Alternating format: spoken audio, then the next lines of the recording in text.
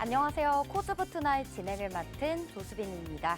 오늘 우리 시장 2차 전지주 그리고 반도체 관련주들이 강하게 오르면서 반등 성공해줬습니다. 일단 4월 제조업 지표가 예상치 하회하면서요.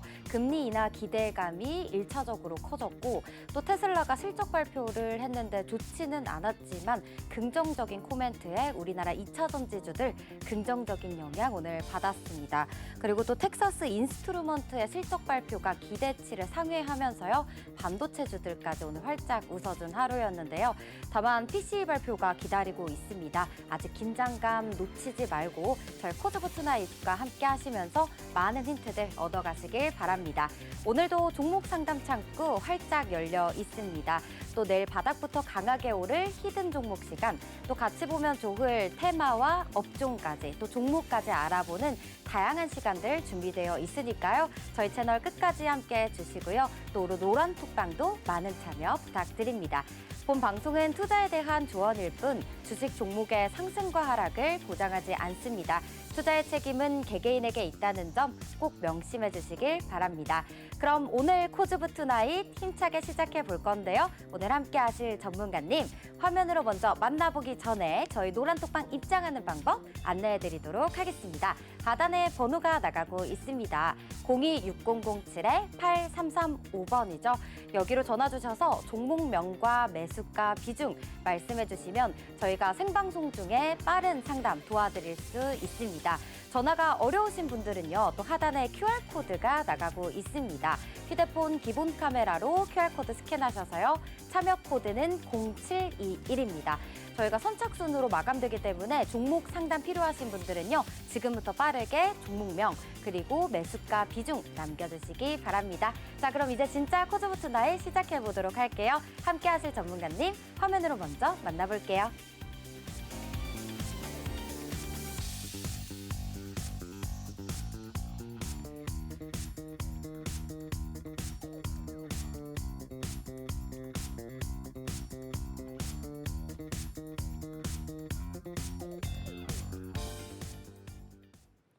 네, 오늘은 수요일 밤을 책임져 주실 인성 전문가님 모셔보겠습니다. 전문가님 안녕하세요. 네, 안녕하세요.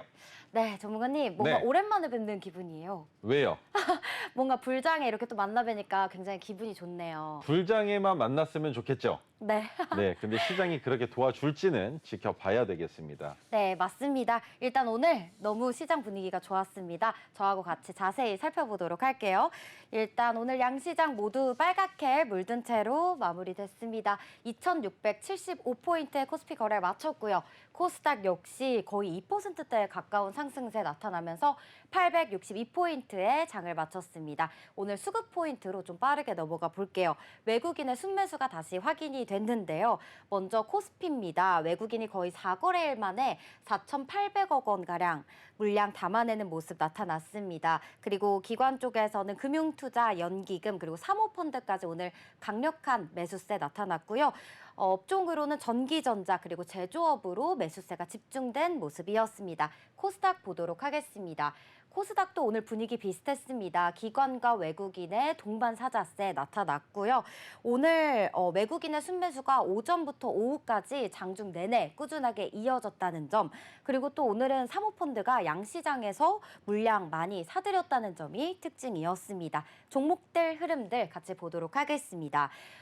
삼성전자와 SK하이닉스 간만에 굉장히 많이 반등해줬습니다. 둘 종목 다 오랜만에 이제 외국인의 순매수가 오늘 들어왔고요. 일단 내일 SK하이닉스의 실적 발표가 기다리고 있고요. 그다음에 삼성바이오로직스 하락한 채로 거래를 마쳤는데요. 오늘 실적이 발표가 됐습니다. 1분기 기준 역대 최대 실적을 기록했다라는 소식이 나왔고요. 다음은 코스닥 보도록 하겠습니다. 네, 코스닥 종목들 오늘 보시면 오늘 2차 전지주들 역시 강했습니다. 테슬라가 실적 발표에서 실적은 하회를 했지만 그래도 굉장히 좋은 말들이 많이 있었죠. 자율주행이라든지 이런 저가 이제 그런 모델을 출시를 하겠다라는 소식에 2차 전지주들도 강하게 오늘 반등세 나와줬습니다. 에코프로 BM 5%대 오늘 상승을 했습니다. 그리고 이제 에코프로가 3위로 밀려났죠. 내일부터 다시 주식 거래가 재개가 된다고 하니까요. 이 부분도 체크해 가시면 좋을 것 같고요. 또 삼천당 제약 6.69% 오늘 오르면서 장을 마친 점까지 오늘 챙겨가도록 하겠습니다. 일단 오늘 양봉이 너무 좋게 나왔는데 전문가님 네, 걱정 없이 그냥 이 양봉의 즐거움 마음껏 누려도 될까요? 안 됩니다. 아, 내일 또 떨어지나요? 그게 아니라 네. 자, 차트를 보면서 설명을 드릴 텐데요. 네. 지금부터 중점적으로 보셔야 되는 건 예전에도 지금도 마찬가지 어느 자리를 주목해 봐야 된다?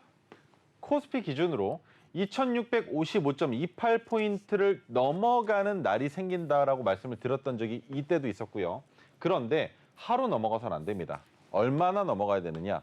5거래일 이상 2655.28포인트 위에서 놀아야 상승 추세로 전환된 것이다라고 확인할 수 있다는 겁니다. 오늘 어느 자리에서 갭이 떴습니까?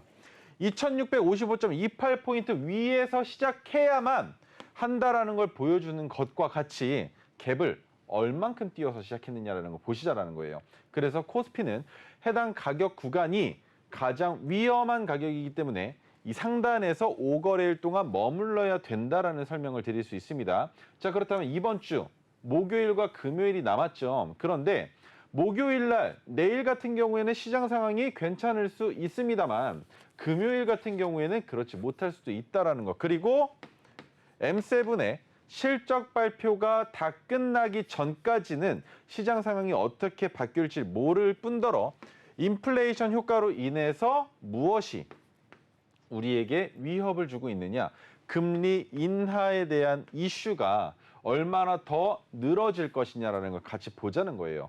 실질적으로 금리 인하는 될 겁니다. 하지만 그 기간이 언제부터일지를 산정할 수 없는 것이고 우리나라 입장에서 봤을 때 금리 인하가 됐을 때의 수혜를 받을 수 있는 것들이 뭐가 있겠습니까? 첫 번째, 부동산과 관련된 PF 상품들에 대한 규제 조치가 더 원활하게 이루어질 수 있다는 것.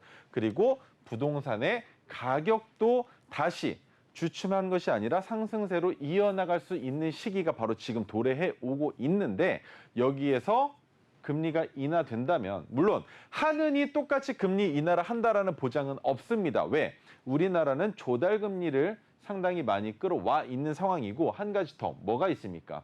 총선 직후에 나왔었던 발표, 총선 이전에 나왔어야만 했지만 총선 직후에 나왔었던 내용 뭡니까? 국고가 많이 줄어들었고 이자가 많이 발생되고 있다라는 내용이 나오고 있죠.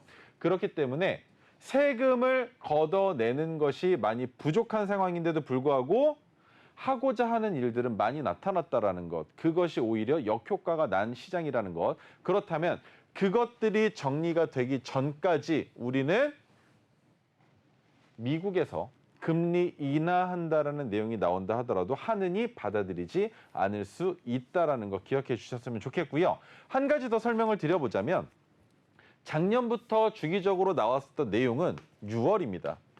6월에 금리를 인하할 것이다라는 내용이 대부분이었습니다. 그런데 지금 나오고 있는 내용은 뭡니까? 6월이 아니라 7월에서 12월 안에 금리 인하할 수도 있다죠. 할 수도 있다. 그런데 할 수도 있다가 아니라 할 가능성이 높습니다만 무엇이 꼬리를 잡고 있다? 인플레이션 효과에 대한 악재들이 껴있다라는 것. 그렇기 때문에 금리 인하가 기간이 길어지게 될 경우에 미국 시장은 이 시기에 맞춰서 뭘 한다? 올해 상승 추세로 시작을 했죠. 나스닥 같은 경우도. 그죠? 그런데 많이 올라가서 끝나면 좋겠지만 상대적으로 어느 정도까지 올라가면 조정을 받게 됩니다. 그런데 그 조정받는 기간을 7월부터 12월로 잡을 수도 있기 때문에 금리 인하 시점이 늘어질 수도 있을 것 같다라는 생각을 하는 거죠. 그런데 금리 인하 시기가 빠르게 도래한다면 어떻게 되겠습니까? 나스닥이 급하게 올라갔다가 금리 인하 시점부터 내려오는 그림을 보여줄 거라는 겁니다. 그렇다면 이 시기에 맞춰서 우리가 해야 되는 행동 패턴은 뭐가 되겠습니까? 미국 주식에 투자하고 계신 분들이라면 금리 인하가 빠르게 찾아온다면 6월 달에 찾아온다면 익절을 하고 그다음 하락하는 거 보고 평균치가 있습니다. 연 단위로 나스닥이 상승폭을 그리고 있는 그 퍼센트가 있죠. 그 퍼센트까지 내려왔을 때 다시 진입해서 그 다음 해를 기다려보는 매매를 하실 수도 있다라는 겁니다. 그래서 금리 인하 시점에 맞춰서 여러분들이 어떻게 대응하셔야 되는지 그런 것들이 궁금하시다면 저와 지속적으로 방송 보셨으면 좋겠고요. 그 외에 내가 가지고 있는 종목들 오늘 꽤나 많은 종목들이 상승을 보여줬습니다만 개별 종목 기준으로 봤을 땐 뭐야 올라간다라고 하는데 내 종목은 왜 안 올라가? 라고 생각하는 분들 분명히 계실 겁니다. 그분들 지금 전화 주셔서 저한테 종목 상담 요청해 주시면 제가 그 종목 짧게 한번 보고 설명드리는 시간 가져보도록 하겠습니다. 네, 좋습니다. 일단 우리나라 코스피 같은 경우는 2,655포인트 위에서 5거래일 동안 지수가 그 포인트의 종가를 마감을 해야지 안전한 이제 지수 상승이다라는 의견 주셨고요. 그리고 또 이제 미국 주식 쪽에서는 미증시에서는 금리 인하가 6월에 좀 빠르게 시작이 된다고 하면 이제 아무래도 그때부터는 나스닥 기술주들이 하락세를 이어나갈 것이기 때문에 익절하는 게 좋을 것 같다라는 미국 주식 의견까지 주셨습니다. 저희 일단 제가 궁금한 점이 내일 SK 하이닉스 실적 발표가 있잖아요, 전문가님. 정말 많은 시청자분들이 궁금해하실 부분일 것 같기도 해요. 그래서 이 SK 실적 발표에 내일 있어서 어떻게 내가 그 관련주들을 조금 더 바라봐야 할지, 뭐 하나마이크론이라든지 이런 것들 있잖아요. 그 부분에 대해서는 어떤 의견을 가지고 계시나요? 저 오늘 그거 하나만 여쭤볼게요. 그러면 오늘 삼성바이오로직스 실적 발표라고 하셨죠? 네. 그러면 삼성바이오로직스가 올라갔어야 정상 아닐까요? 그렇죠. 그런데 네. 삼성바이오로직스의 주가가 어떻습니까? 하락했습니다. 하락했죠. 네. 자, 그러면 삼성바이오로직스 차트를 봤을 때 실적이 좋게 나왔으면 주가가 올라가야 정상이겠죠. 그런데 거래대금도 그렇게 붙지 않으면서 음봉이 나온 이유가 뭐겠습니까? 재료. 어떻게 됐습니까? 재료가 소멸된 겁니다. 그죠? 그렇다면 SK 하이닉스 차트 한번 볼까요? 어떤 식으로 움직임이 나올 수 있을지를 같이 한번 보자라는 거예요. 자, SK 하이닉스 지금 현재 차트 위치가 어디입니까? 상당히 높은 자리에 있죠? 그런데 위에 있는 파란색 저항선이 분명히 문제가 될 겁니다. 실적이 발표가 될 때 내일 당장 파란색 저항선까지 윗꼬리를 달지 않는다라는 건 해당 가격 구간에서 뭐가 일어난다? 차익 실현이 일어날 수 있다. 그렇다면 SK 하이닉스 또한 재료 소멸로 봐야겠죠. 그런데 실적으로 인한 매집이 끝났고 이 매집 물량이 차익 실현이 끝나는 자리라면 여기에서부터 SK 하이닉스가 무너진다? 아니죠. 올라갔었던 움직임이 있고 아직까지도 반도체에 대한 기대감이 크기 때문에 단기간에 무너지기에는 쉽지 않을 것으로 보이고 있습니다. 그래서 외국인들이 매도하기 좋아하는 자리, 그리고 매집한 투자자들이 매도하기 좋아하는 자리가 언제냐? 바로 내일일 겁니다. 왜? 실적이 나왔으면, 실적이 좋게 나오면 누가 사겠습니까? 개인들이 사겠죠. 더 올라갈 줄 알고. 그러면 그 사는 물량들을 어떻게 처리하겠습니까? 누군가 팔아줘야 사겠죠. 누가 파느냐라는 겁니다. 재료 소멸로 판단한 투자자들의 매도를 개인들이 매수하는 날이 될 것이다라는 것. 그래서 내일은 그럼에도 불구하고 파란색 저항선의 가격 설명을 드리겠습니다. 얼마냐? 그래서 가야 되는 자리가 어딘데 파란색 저항선의 가격은 18만 6,300원입니다. 이 위치까지 내일 올라오지 못한다면 윗꼬리만 달아도 상관이 없어요. 윗꼬리만 달아도 상관이 없는데 해당 가격까지 올라오지 못한다면 SK 하이닉스는 매도가 더 강한 하루가 될 것이다라는 것 기억해 주시면 좋겠습니다. 네, 일단 실적이 주가에 꼭 반영이 되진 않는다라는 의견 주셨어요. 그만큼 18만 6,300원까지 올라오지 못한다면 매도의 하루가 되지 않을까라는 의견 주셨습니다. 네, 그러면 이제 저희 종목 상담 시간으로 넘어가 보도록 할게요. 종목 상담 창구 지금도 계속 열려 있으니까요. 혹시 고민 있으신 분들은요, 저희 위에 상단에 나오는 전화번호로 전화 주시면 되고요. 또 전화가 어려우신 분들은요, 하단에 QR코드 스캔하셔서 입장하신 다음 종목명, 매수가, 비중 남겨 남겨주시면 저희가 바로 빠른 실시간 상담 도와드리도록 하겠습니다.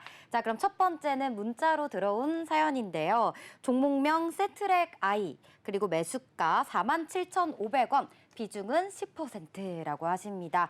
일단 그래도 이 종목 오늘 오전장부터 굉장히 강했던 우주항공 관련 주잖아요. 오늘 49,300원.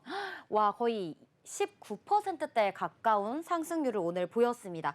이제 한국에서 처음 초소형 군집 위성 1호가 오늘 아침에 발사가 됐다, 이런 소식에 관련주들이 다 같이 강했거든요. AP 위성, 뭐 인텔리안테크, 제노코 이런 종목들이 다 강했는데 한번 차트 같이 보도록 할게요. 47,500원이시면 지금 수익 중이신 것 같아요. 오늘 굉장히 예쁜 장대양봉 길게 그려줬네요. 이제 익절을 해야 할 타이밍인지 아니면 더 들고 가도 될지 고민이 되실 것 같은데요. 세트랙아이 이 종목 어떻게 보시나요, 전문가님? 마찬가지입니다. 지금 뉴스에 대한 내용은 다 말씀해 주셨으니까 우주, 위성, 우주 항공 관련주로 엮여져 있는 종목인데 여기에서 군집위성이 성공했다라는 내용 때문에 주가가 올라간 것까지 오케이, 알겠습니다. 자, 그렇다면 익절해야 되는 자리를 어떻게 잡으면 되느냐? 간단합니다. 오늘 외국인도 매수했고 외국계 합이 없는 걸 보니까 외국인과 기관만 매수했다. 그렇다는 말은 검은 머리 외국인은 들어오지 않았다라는 것, 그리고 프로그램도 97,000주가량이 들어왔다라는 것, 이것만 보시면 됩니다. 자, 그렇다면 익절 자리를 어떻게 잡는다? 9시 정각에 프로그램이 매도가 잡히면 단기간에는 하락이 나올 겁니다. 그런데 어느 자리? 매수하신 가격인 47,500원까지 내려온다면 그때는 본전에서 나오셔야 되겠지만 거기까지 내려오지 않은 상황에서 프로그램이 다시 매수세로 전환된다면 전고점을 넘어간다라는 시점으로 보셔야 된다는 겁니다. 오늘 AP 위성도 동일한 위치에서 동일한 상승이 나왔고 시간 외에서는 똑같은 하락세가 나왔지만 시간 내에서 1% 이상 빠지지 않는다면 그렇게 크게 문제 삼을 것은 없다라는 겁니다. 자, 그렇다면 오늘만 볼 것이 아니라 최근의 상승을 보면 어떻습니까? 전부 다 1% 내외에서만 움직이고 있죠. 그렇다는 말은 해당 종목은 세력들이 시간 외에서 이 종목을 핸들링하지 않는다라고 보는 게 맞다라는 겁니다. 자, 거기에 제가 말씀드리는 거 뭐가 있습니까? 자, 외국인들의 매수세가 있었고 기관도 매수를 했는데 여기에서 핵심 포인트는 뭡니까? 외국인은 며칠 내리 팔다가 오늘 샀어요. 그런데 기관은 계속 샀습니다. 지금까지도. 그런데 기관 같은 경우에는 언제 팝니까? 선을 하나 그어드려 볼게요. 포물선을 그어드려 볼 텐데 어떤 식으로 외국인과 기관 그리고 개인들의 움직임이 나타나는지에 대한 선입니다. 첫 번째, 상승을 하겠죠. 그리고 하락을 할 겁니다. 그리고 또다시 상승으로 이어지는 그래프가 있다라고 했을 때 외국인들은 해당 가격 구간에서 하락할 때부터 외국인들이 매수를 합니다. 그리고 그 매수세를 확인하고 나서 누가 들어온다? 기관이 들어온다라는 거죠. 그리고 나서 상단에서 개인들이 매수를 합니다. 그리고 해당 가격 구간에서 외인들이 매도를 합니다. 그리고 외인들의 매도를 확인한 기관은 여기에서 기관이 매도를 한다라는 거예요. 그래서 기관의 입장에서는 어떻습니까? 큰 수익을 보지 못합니다. 보통은. 그런데 개인들은 하늘 끝에서 사서 여기에서 매도를 해요. 개인들이. 그런데 이 자리는 뭡니까? 여기랑 같이 보면 뭐야? 외인들의 매수 자리잖아 라는 게 보이시죠? 낙폭을 심화시켜 놓고 외인들이 매집해서 매집한 것으로 끝나는 게 아니라 위로 호가를 집어삼키면서 매집을 하기 때문에 그 움직임만 봤을 때 이거 뭐 단기적인 반등이겠지. 저점에서 저점 잡고 올라오는 반등이겠지라고 생각을 하신다는 거예요. 어느 구간을 보면 압니까? 여기. 그죠? 여기. 그죠? 하락 추세죠? 그러면 여기도 마찬가지 아니겠습니까? 여기도 마찬가지겠죠. 그럼 여기는요? 마지막 매집 구간이 되겠죠. 자, 그렇다면 이 차트에서만 봐도 보여집니다. 하락한다. 그러면 이 구간에서 기관들이 매도를 하면서 외인들이 매수하는 구간이 나타났고 상승할 때 외인도 기관도 물량을 들고 있는 상황에서 개인들이 윗단에서 물량을 사줄 것이고 내려오다가 이 구간에서 뭐가 된다? 외인들의 매집이 됐다면 주가가 반등할 때 해당 가격 구간에서는 기관들이 들어오는 자리다라는 거. 그렇다면 지금 이 자리는 뭐냐? 기관들의 매수가 끝날 자리라는 겁니다. 그렇다면 세트레가이는 어떻게 될 가능성이 높다? 하락할 준비를 하겠죠. 왜? 지금부터는 개인들이 매수할 시기가 올 테니까. 그렇다면 세트레가이의 주가는 기업 분석으로 봤을 때 별로 좋진 않습니다. 2년 연속으로 영업이익은 적자지만 매출은 나쁘지 않고 부채 비율 너무 적은 상황에 유보율이 많기 때문에 회사가 가지고 있는 돈은 많아요. 하지만 실질적으로 주가를 끌어올리는 건 기업이 잘해서 올라가는 것도 있겠지만 누구의 도움이 필요하다? 외국인과 기관. 오늘 말씀을 주셨지만 아나운서님께서 말씀을 주셨지만 사모펀드도 그리고 연기금도 여러 창구에서 돈이 몰려야 그 종목의 주가가 올라갈 수 있다라는 겁니다. 그런데 그것만 보고 이 종목을 끝낼 수 있을 것이냐? 아니죠. 가장 중요한 거 한 가지를 더 보셔야 됩니다. 지금 세트렉아이의 주가가 어느 자리를 넘었습니까? 이 자리를 넘었습니다. 왜 중요하느냐? 하락했다가 상승할 때 잠깐이라도 넘어갔다라는 건 다시 내려왔을 때 저점만 이탈하지 않으면 이 종목은 뭐가 된다? 더 큰 상승이 나올 수 있는 종목이다라는 겁니다. 지금 이 자리에서 물렸다라고 했을 때 추가 매수를 통해서 탈출이 가능하다라는 거죠. 그래서 고점에 매매를 하셨어도 탈출이 가능하시겠지만 단기적으로 끝날 수 있는 이슈는 아닐 가능성이 높습니다.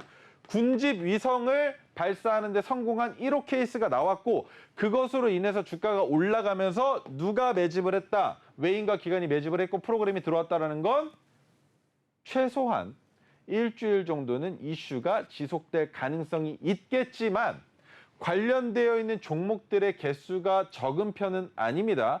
그렇기 때문에 그 모든 종목의 외국인과 기관들의 수급이 지속되지 않을 수도 있기 때문에 그중에 대장주를 찾아서 지켜보시는 게 맞는데 오늘 세트레가의 주가가 많이 올라왔습니다. 많이 올라왔기 때문에 18%는 올라왔기 때문에 내일도 기대 심리는 분명히 있을 것이다라는 것 기대해 주셨으면 좋겠고요. 그렇다 하더라도 47,500원을 위협할 때는 본전에서 꼭 나오셔야 된다라는 의견까지 같이 드리도록 하겠습니다. 네, 일단 세트렉 아이 차트로 전문가님께서 외국인과 기관의 또 개인까지의 매수매도 그 패턴을 이렇게 설명을 잘 해주셨습니다. 이 부분 수급적인 부분도 꼭 항상 체크해 가시면서 장 대응해 가시길 바라고요. 일단은 익절하시는 게 좋을 것 같지만 이 본전 가격을 위협하게 된다면 익절하셔라. 다만 하단에 파란 저항선을 지지받게 된다면 더 강하게 오를 힘도 있다라고 의견 정리해 주셨습니다. 자, 그러면 이제 다음 사연으로 넘어가 보도록 할까요? 다음은 두 번째 사연인데요. 엑시콘입니다. 그리고 매수가는 37,000원이고요. 15% 비중 들고 계신다고 합니다. 지금 오늘의 종가 확인해 보면 약간 손실 중이신 것 같아요. 오늘 와 많이 떨어졌네요. 9.34% 내렸습니다. 아무래도 이제 이 종목은 최근에 소식이 있죠. 400억 원 유상증자 소식에 주가가 이렇게 크게 하락세를 보인 것 같습니다. 차트도 한번 같이 보도록 할게요. 아무래도 반도체 관련주다 보니까 종목 자체가 굉장히 흐름이 이제 계속해서 이렇게 평탄하게 오는가 싶더니 이 유상증자 소식에 이렇게 개파락한 모습 보이시죠? 이렇게 하락된 채 21,400원까지 떨어졌었네요. 22,800원에 오늘 종가를 맞췄는데요. 아무래도 이제 주주 입장으로서 굉장히 걱정 많이 되실 것 같아요. 400억 원이나 유상증자를 한다고 하니까요. 전문가님 어떻게 하는 게 좋을까요, 이분? 엑시콘은 제 관심에서 이미 사라진 지 오래된 종목인데 아, 방금 그래요? 전에 뉴스 언급을 주셔가지고 네. 지금 뉴스창을 켜놨어요. 그럼 네. 보시면 제3자 배정이 아니라 누구 배정입니까? 주주 배정이죠. 그러면 투자의 목적이 아니라 회사에 돈이 없으니 주주들아 돈 내놔가 되죠. 그래서 주가가 하락하는 겁니다. 왜? 나 돈 못 내놓겠어. 그냥 팔고 너네 기업 안 볼래. 가 된 겁니다. 그런데 누가 들어왔습니까? 외국인 기관. 그죠? 네. 외국인과 기관의 양매수가 들어왔어요.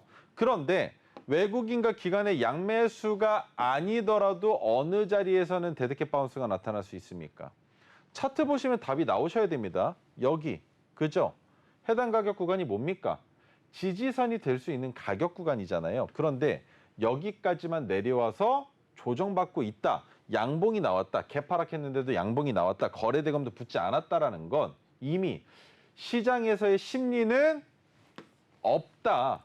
하지만 해당 자리에서 지지가 되고 반등이 나올 가능성이 있다. 그래서 해당 가격에서 추가 매수를 하셔서 동일 비중으로 추가 매수를 하셔서 평균 단가를 낮춰놓지 않으신다면 37,000원 두 번 다시 못 볼 수도 있습니다. 자, 왜 그런 말을 하느냐?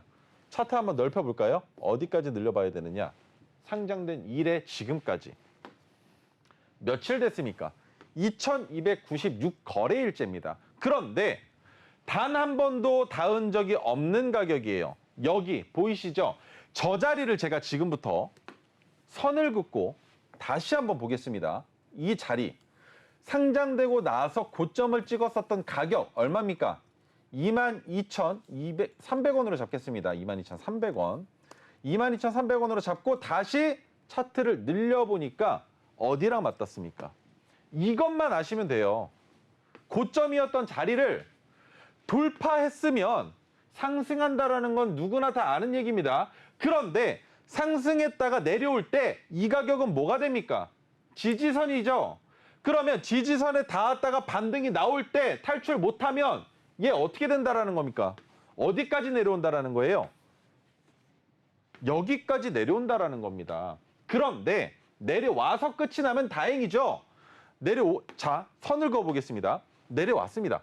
기술적 반등이 나오고 나서 내려왔어요. 내려왔는데 여기서부터는 어떤 그림이 나타나느냐? 졸졸 셉니다. 사람 피 말려요. 왜?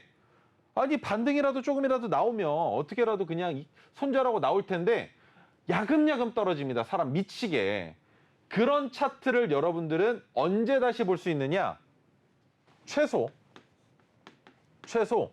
2년 후에 다시 엑시콘이라는 종목을 만나게 된다는 거예요. 어떻게 만나게 되느냐? 수급이 붙어서. 수급이 없다가 최근에 붙었죠? 이런 식으로 수급이 붙으면서 여러분들이 만나게 되신다는 겁니다. 그런데 그 수급이 붙을 수 있는 이유는 뭐겠습니까? 외국인과 기관 그리고 세력들이 같이 바닥에서 매집하니까 매집하는 이유는 상장 폐지될 가능성이 없는 종목이라는 것만 있으면 되니까. 자, 그렇다면 기업 분석 보겠습니다. 영업이익 3년치로 봤을 때에는 적자는 아니죠. 그러면 5년치를 봤을 때는 어떻습니까? 2019년을 제외하고는 계속 영업이익은 흑자였습니다. 매출액도 마찬가지죠. 그렇다면 엑시코는 적정 주가를 어디로 잡는 게 맞을 것이냐? 유상증자를 했음에도 불구하고 많이 올라갔다라고 해도 어디가 적정 주가다? 여기라는 거예요. 여기라는 겁니다. 이유는 근거가 필요하겠죠. 과거에 저항이었던 가격 구간이 있을 겁니다. 여기까지 차트를 한번 볼게요. 가장 높은 자리 17,776원이니까 17,780원에 선을 긋고 보겠습니다. 여기가 저점이 되는 가격 구간이라는 거예요. 그런데 이 자리를 이탈한다라는 겁니다. 왜 이탈시키느냐? 17,780원에서 지지가 되면 말이죠. 개인 투자자들 입장에서는 나 살려주려나 보다. 여기서 추가 매수 해야 되겠다라고 생각을 한단 말입니다. 그런데 거기에서 추가 매수한 물량까지도 손절을 이끌어내기 위해서 피말리는 싸움을 하고 그 다음에 주가를 올리기 때문에 개인들은 못 버틴다라는 겁니다. 그래서 엑시코는 이번에 22,300원의 자리에서 반등이 나와서 주가가 반등이 나올 때 약손절이건 손절폭이 있더라도 이 자리에서 나오지 못하신다면 엑시코는 다시는 이 가격을 못 만날 수도 있다. 하지만 모멘텀은 있습니다. CXL 관련주일 거예요. 제가 이 종목 같은 경우는 코리아 서킷의 주가가 올라갈 때 CXL 관련주로 봤었던 기억이 있는데 엑시콘 반도체 관련주로 엮여 있다고 볼 수 있겠죠. 하지만 400억이라는 유상증자를 봤을 때 시가총액이 2,400억인데 얼만큼입니까? 6분의 1 토막이죠. 적은 양 아닙니다. 그렇다면 주가는 6분의 1 토막이 나야 정상이라는 거죠. 3만 원에서 6분의 1 토막 얼마로 잡습니까? 25,000원까지는 충분히 내려올 수 있지만 이것만 내려오고 끝나지 않는다라는 겁니다. 왜? 25,000원이 올 때 익절을 해야 된다라는 거죠. 누가? 세력, 외인들이 익절을 해야 된다라는 겁니다. 그렇다면 매집을 어디에서 한다? 25,000원까지밖에 못 올라가니까 바닥에 살 것이다. 하지만 거기까지 단박에 내리진 않고 이 자리에서 외인들도 물량을 줄여내기 위한 데드캣 바운스, 기술적 반등이 나올 수 있기 때문에 그 자리에서 탈출하셔야 된다는 것 꼭 기억해 주셨으면 좋겠습니다. 네, 일단 엑시콘 종목인데요. 일단은 추가 매수하셔서 평균 단가를 계속 낮추시는 게 좀 좋을 것 같다라고 얘기해 주셨어요. 다만 22,300원대에서 반등을 하지 못한다면 계속 주가가 하락할 가능성이 크다고 합니다. 최소 2년까지도 걸린다고 하니까요. 이 부분 꼭 체크하셔서 성투하시길 바랄게요. 네, 그러면 다음 사연으로 넘어가 보도록 하겠습니다. 다음 종목명은 그린 리소스입니다. 그리고 매수가가 31,000원이고 비중 10% 들고 계신다고 하는데요. 약간의 손실 중이실 것 같아요. 10% 비중이시고 오늘 2.35% 밀렸습니다. 차트 한번 같이 보도록 할게요. 그린 리소스 차트 지금 이게 일봉 차트인 거죠. 네. 보시면은 최근에 정말 장대 양봉 길게 그려내 줬습니다. 4월 18일쯤인 것 같아요.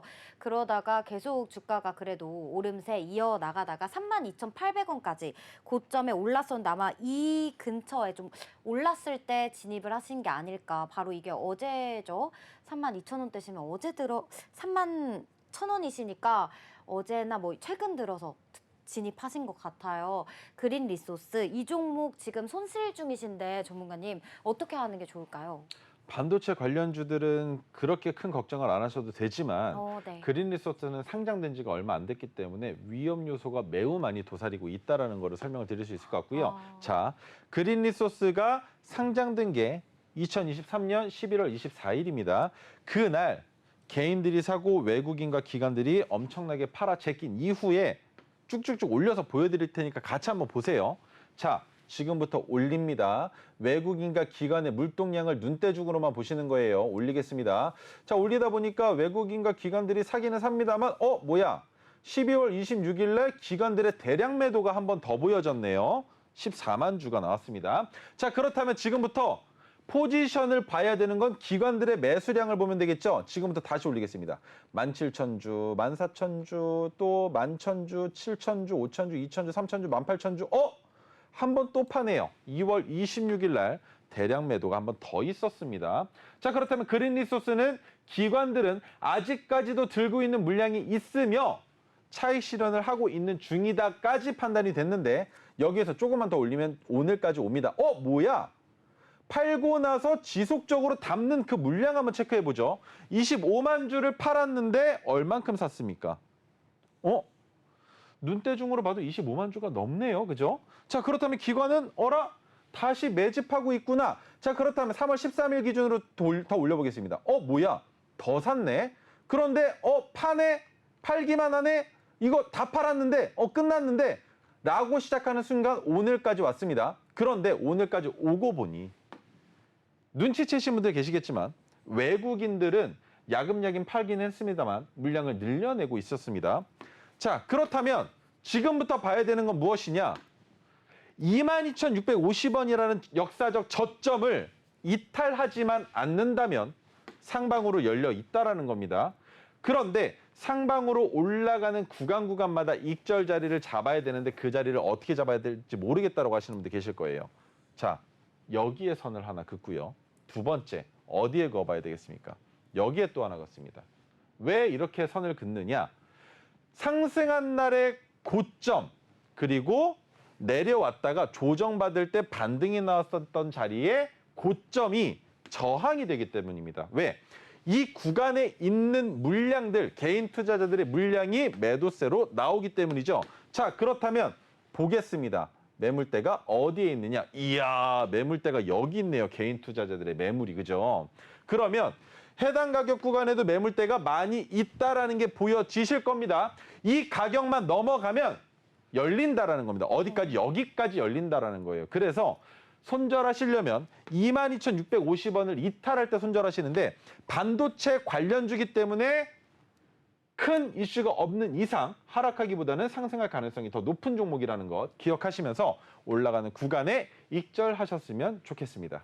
오, 네. 그린 리소스 22,650원 하단으로 이탈하게 된다면 이 부분은 손절가로 꼭 잡아두시면 좋을 것 같고요.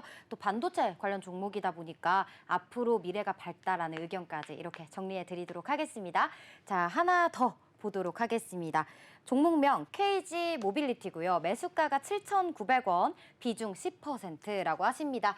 자, 오늘 6,000원대로 종가 마쳤습니다. 1.15% 밀렸네요. 네, 차트 바로 같이 보도록 할게요. KG 모빌리티 차트를 보시면 최근 들어서 계속해서 하락세를 이어나가고 있네요. 그래도 어제는 조금 양봉 그려줬는데 오늘 또 바로 파란불 나왔습니다. 지금 네, 5,580원까지 내려갔었던 적이 있는데 7,900원에 들어가셨으면은 꽤 오래전에 네, 진입을 하신 것 같은데 이 7,900원 매수가까지 갈 수 있는지 지금 고민이라고 하십니다. 전문가님, KG 모빌리티 갈 수 있을까요? 지금 얘기를 듣자마자 찾고 있는 정보가 네. 얼마 전에 기업의 내부자가 횡령하는 사건이 있었다라는 뉴스가 나오면서 KG 그룹 자체의 주가가 많이 내려간 거 아실 거예요. 네. 자, 그런데 7,900원이라는 가격까지 올라올 가능성이 있느냐라는 질문을 주셨죠. 차트 넓혀보겠습니다. 자, 여기까지만 볼게요. 가능성 매우 높습니다. 그리고 배임 횡령 사건이 터졌어도 그 특정 인물만 회사에서 내치면 뭐가 됩니까? 재료 소멸이죠. 그러면 악재가 뭘로 바뀐다? 호재로 바뀌진 않습니다만 주가에는 반영이 된다라는 겁니다. 그런데 안타까운 점은 다시 차트를 짧게 한번 보겠습니다. 600일 차트로 봤을 때 해당 종목 저점을 언제 찍었습니까? 최근에 찍었죠. 그러면 저점을 찍은 날로부터 3월간 3개월 동안은 주가가 큰 상승을 하기에는 어려울 수 있다라는 겁니다. 그렇다면 이 3개월이 뭐가 되느냐? 조정 국면인데 이 조정 국면에서 누가 들어온다? 자, 누가 들어온다? 보이시나요? 누가 들어오고 있습니까? 기관은 팔아도 상관없습니다. 근데 외국인이 들어오고 있죠.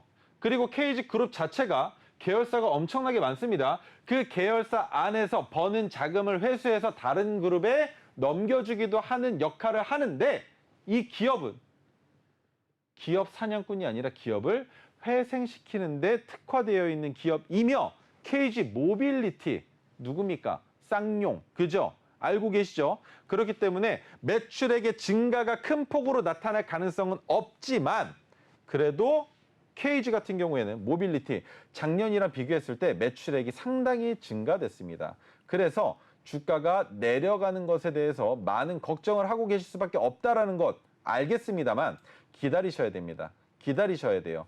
KG 모빌리티는 손절할 종목은 아니라는 거 여기 나오죠? 자, 1분기 영업이익이 얼마 나왔다? 전년 대비 61% 증가했다라고 나오고 있죠. 그런데 주가가 내려와 있다. 그럼 여기서 뭐 해야 됩니까? 추가 매수 자리를 잡아봐야 된다는 겁니다. 그런데 600일 차트로는 모르겠죠? 어디까지 늘려봐야 된다? 최소한 여기까지는 늘려보면 어디입니까? 5,218원이라는 가격이 나오는데 얼마겠습니까? 5,220원으로 잡아야 되겠죠. 그 가격을 이탈하지 않고 반등이 나와준다면 그때는 추가 매수해도 괜찮다라는 것 기억해 주시면서 추가 매수하지 않는다 하더라도 7,900원 매수가 나쁘지 않습니다. 기다리시면 옵니다. 그 이상으로도 올라갈 수 있어요. 너무 큰 걱정하지 마시고 기다리시면 된다라는 거. 어디까지 상승할 가능성이 있느냐? 여기까지도 올라갈 가능성이 있습니다. 자, 그 가격 한번 찍어볼까요? 12,000원대까지도 상승할 가능성이 있기 때문에 기다려주신다면 상승할 가능성이 높다라는 거. 하지만 올라가는 구간마다 저항을 받을 가능성이 있기 때문에 익절은 자유롭게 진행해 주시면 좋을 것 같습니다. 손절 안 하셔도 된다라는 의견 드리겠습니다. 네, 손절 안 하셔도 되고 그다음에 5,220원을 지지받고 반등한다면 추가 매수해도 괜찮다라는 의견까지 빠르게 정리해드리도록 하겠습니다. 전문가님께서 또 오늘 시장에서 굉장히 핫했던 우주 관련주죠. AP위성 수익을 보셨다고 합니다. 어떻게 보셨나요? AP위성 같은 경우에도 세트랙아이랑 동일하지만 그래도 세트랙아이가 아니라 AP위성을 잡았던 이유는 프로그램과 외인들의 매수 물량을 눈으로 실질적으로 확인할 수 있었기 때문이었습니다. 자, 오늘이에요. 4월 24일. 10시 8분에 AP위성의 매수 관점을 드렸습니다. 그리고 체결된 시간 언제입니까? 마찬가지로 오늘이죠. 오늘 10시 40분에 체결이 됐습니다. 체결이 됐는데 여기에서 제가 본 것은 프로그램 매수 물량이 현재 거래대금 대비 상당히 많이 잡혀 있다는 것. 그 말은 무엇이냐? AP위성을 움직이는 물량을 누가 만들어내고 있다? 프로그램이 매집하면서 만들어내고 있다. 그렇다면 프로그램이 매집하면서 우리가 지켜봐야 되는 건 무엇 하나? 외국인들이 추가적으로 들어오는지 안 들어오는지만 보면 된다는 거죠. 자, 그런데 호가 자체가 너무 얇았습니다. 얇았어요. 그래서 누구 하나 집어 던지면 부러지는 그 종목을 외국인이 20만 주 가량을 들고 있었습니다. 그런데 오늘 종가 기준으로는 40만 주 가량 늘려놓은 상황이죠. 그렇다면 이들은 평균 단가가 얼마쯤 있느냐? 매수를 하라고 말씀드린 가격은 17,950원입니다만 여기에서 20만 주가 늘어난 물량은 얼마? 18,300원부터 18,000원 사이. 그렇다면 평균 단가는 18,150원 정도가 되겠죠. 그러면 이 물량을 모두 익절하기 위해서는 얼만큼을 올려놓고 끄집어 내려야 되겠습니까? 18,150원까지 끄집어 내리려면 못해도 19,000원까지는 상승할 가능성이 있는 종목이라는 것. 하지만 단기적인 매매 관점으로 봤을 때 프로그램의 매수량이 늘어나고 있음에도 불구하고 주가가 큰 폭으로 올라가지 않았기 때문에 11시 10분 얼마나 걸렸습니까? 매수하고 나서 30분 만에 익절 사인을 드렸다라는 것. 그런데 그 자리가 어떻게 됐느냐? 고점이었습니다. 자, 차트에 보시면 이 자리를 넘어갈 때 매수하시라는 무엇을 드렸느냐? 자동 감시 주문을 드렸어요. 그런데 매수하고 나서 이 자리에서 파시라고 말씀을 드렸습니다. 고점에서 정확하게 판단을 했죠. 그런데 한 번 더 올라오긴 했습니다만 의미 없습니다. 왜? 마찬가지로 위에 호가가 텅텅 비어있는 상황에서 끄집어 올리는 움직임이었기 때문에 그 이상으로 올라가기 위해서 필요한 건 무엇이다? 매수 호가를 받치고 올라가야 되는데 그 움직임이 마찬가지로 나오지 않았기 때문에 거래대금이 붙었음에도 불구하고 주가가 내려왔다라면 이 자리는 무엇이다? 다시 도전해볼 만하다. 왜? 18,150원까지만 올라간다 하더라도 수익이 2%도 안 되는 상승이라 하더라도 올라오긴 올라온다라는 겁니다. 당장 내일 올라올 수도 있을 가능성이 있기 때문에 AP위성 내일 다시 잡을 자리가 있다면 다시 한번 안내 드릴 겁니다. 자, 그렇다면 오늘 가지고 나온 종목 첫 번째 STX중공업인데 이 종목 같은 경우에는 월요일날 포착된 종목입니다. 조선과 풍력과 수소와 관련된 종목이지만 지금은 조선 쪽만 바라보자라는 거예요. 풍력 쪽 신재생 에너지로 인해서 관심도가 증가되고 있습니다만 실질적으로 매출을 만들 수 있는 뉴스는 없습니다. 수소 마찬가지죠.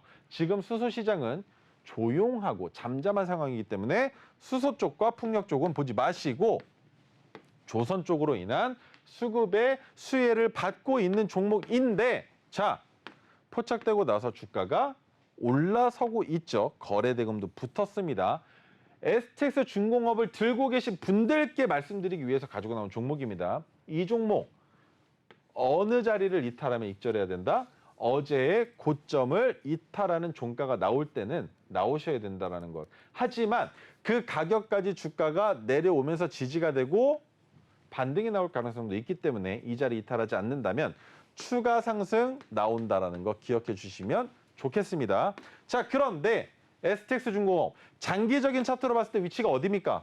올라가고 올라갔죠. 그런데 그 저항선의 가격에서 포착이 됐기 때문에 내려올 때 이 자리에서 지지가 되어 준다면 익절하고 나서 더 내려온 자리에서 추가적으로 진입해 볼 수도 있다라는 것. 조선업의 사이클은 작년 초부터 2028년까지 수주량이 꽉 차 있다라는 뉴스가 도배될 정도로 작년부터 이슈몰이를 하고 있는 종목입니다. 그렇기 때문에 올해 조선업황에 대한 기대감은 무엇도 있었습니까? 이스라엘과 팔레스타인의 전쟁, 그리고 지금은 이란과 이스라엘의 전쟁. 그럼 거기에서 조선업 같은 경우에는 수혜를 받아볼 수 있는 게 무엇이다? 전쟁으로 인해서 호르무즈 해협이 막혀버리면, 다시 한번 봉쇄가 돼버리면 그로 인해서 해운업체들의 운임료가 올라갈 것이고, 그를 통해서 해운사들의 배가 돌아가는 길이 길어지게 되면 그만큼 노후화로 인한 조선의 건조가 필요해진다라는 것. 그렇기 때문에 STX 중공업도 마찬가지로 고점 구간에 있긴 합니다만 내려올 때 다시 한번 진입할 자리 분명히 있을 수 있다라는 것 설명드리도록 하고요. 두 번째 종목 매드팩토입니다. 매드팩토는 다른 거 설명 안 드리겠습니다. 이미 이 종목 여러분들이 들고 계신 종목이기 때문이죠. 메가토르 신호가 포착이 돼서 여러분들께 진입하시라고 지난주에 말씀드렸습니다. 9,210원이었죠. 그런데 2차 익절까지 끝난 종목입니다. 1차가 어디였습니까? 9,880원. 2차는 어디였습니까? 1,900원인데 어제 1,920원까지 올라가면서 2차 익절이 끝났습니다. 남은 물량 3차 익절 자리까지 올라올 수 있을 것인지만 바라보면 되는 형국인데 지금 익절한 물량 있죠. 그 물량 9,210원 오면 다시 진입하셔도 된다는 거예요. 그래서 매드팩토 다시 들고 나왔습니다. 왜? 단기간에 빠르게 올라갔다가 내려온다 하더라도 9,210원은 뭐가 된다? 지지선에 되는 가격이기 때문인데 장기 차트를 봤을 때 저점을 찍은 지 3개월 이미 지났습니다. 그 가격 얼마?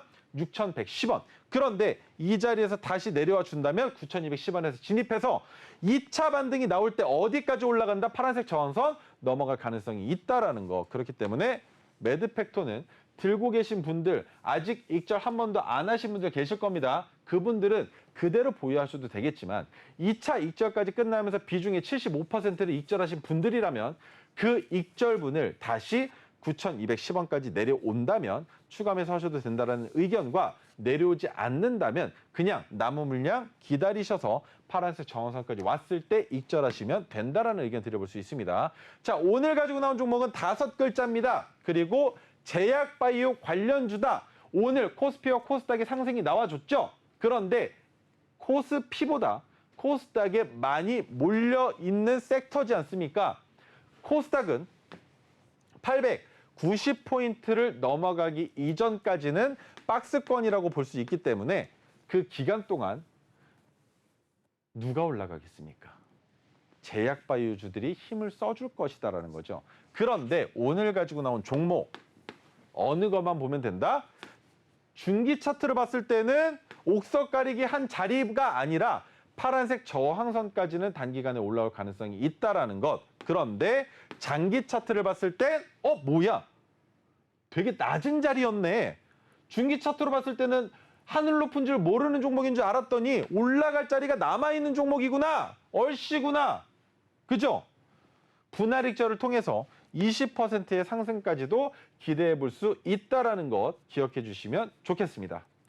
네, 오늘의 히든 종목 제약바이오 관련주고요. 5글자입니다. 20%의 수익을 챙겨가실 수 있다고 하니까요. 종목명이 궁금하시거나 또 장중에 빠른 대응 전략이 궁금하시다면 하단에 QR코드 스캔하셔서 노란톡방 입장하시면 됩니다. 참여 코드는 0721 4글자 누르고 입장하시면 되는데요. 저희 그럼 코즈브 투나잇에서 준비한 내용은 여기까지입니다. 일단 내일 메타 방송이 끝나고 메타의 실적 발표가 기다리고 있습니다. 이 일정도 꼭 체크해 가시면 좋을 것 같습니다. 본 방송은 투자에 대한 조언일 뿐 주식 종목의 상승과 하락을 보장하지 않습니다. 투자의 책임은 개개인에게 있다는 점 다시 한번 명심해 주시길 바랍니다. 그럼 저희 코즈브 투나잇은요, 내일 또 이 시간에 찾아뵙도록 하겠습니다. 시청해 주신 여러분 고맙습니다.